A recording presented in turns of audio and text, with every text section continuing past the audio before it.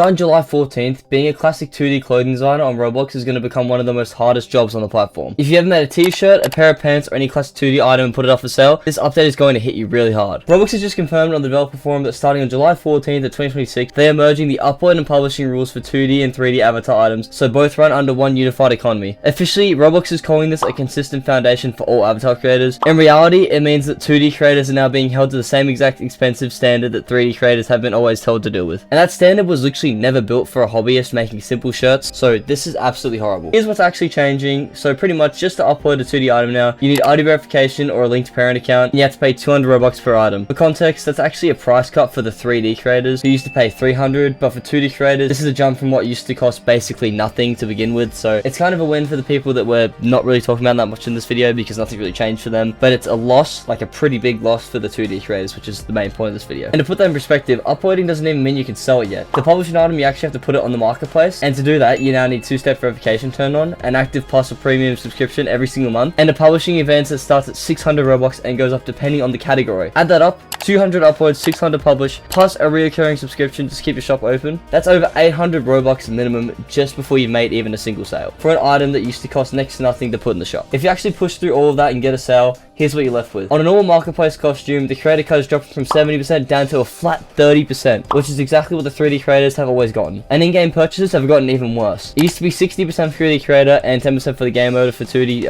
items, and now it's 30% for the creator and 40% for the game owner. Yes, you heard that right. The person who designed the items end up with less money than the person who just happened to be running in the game they sold it in. This isn't even coming out of nowhere either, because back in March, Roblox already announced that 2D creators would have to have an active premium subscription just to keep items on sale. And they've since pushed that compliance deadline from March 20th to July 31st, with non-compliant items getting delisted starting August 1st. So this new unification on July 14th lands right in the middle of that grace period, basically giving 2D creators no real runaway to decide if staying in the business even makes financial sense anymore. And if you're wondering why Roblox has even built a system that makes it so hard to keep making 2D clothing, this isn't actually a new idea for them, because back on the 2022 earnings call, the CEO that we all know and love, well, we actually all really hate this guy, but David Baszucki told investors directly that long-term, all clothing items on the platform would end up being 3D, and he expected basically essentially every user to eventually be wearing layered clothing, with 2D just being reduced to painting textures on the 3D models instead of existing as it is in its own format. That's been a plan on record for years, and this update was just the part where economics finally start catching up to that vision. To be fair, in Roblox's own FAQ,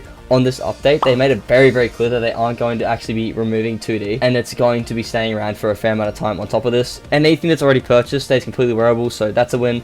This isn't a ban exactly, but when you stack 200 Robux on top of the upload fee and 600 on a publishing fee and a monthly subscription and cut all the revenue at the exact same time, you don't really need to ban classic clothing to kill it off. You've just made it expensive enough for people to not want to, you know, invest into creating it, because at this point there's actually no point of making it, because it's just the exact same as selling 3D clothing, because they've made it have almost absolutely no benefit of just making 2D. I think this is an absolutely horrible call by Roblox, and I think that if they had any sense of guidance of where they think they should be going in the future, you know, maybe taking money away from the creators would not be the smartest idea. Me personally, if I made items and if I made clothing, and for a lot of you that are probably watching this that do make items and clothing, I would be absolutely fuming right now, because that's a big chunk of money just gone. That's over half your revenue just sliced in half, plus the fact that you have to pay a bunch of extra other fees just to publish. It's absolutely ridiculous, and I have no idea what Roblox is doing. That's all I had to say for this video. I just wanted to catch you guys up on what's currently going on in Roblox. If you did enjoy, please make sure to like this video and subscribe, and please check out one of the many other videos on my channel that cover topics exactly like this one about Roblox news and stuff. As I said, genuinely thank you guys so much for watching, and I'll see you on the next one. See ya.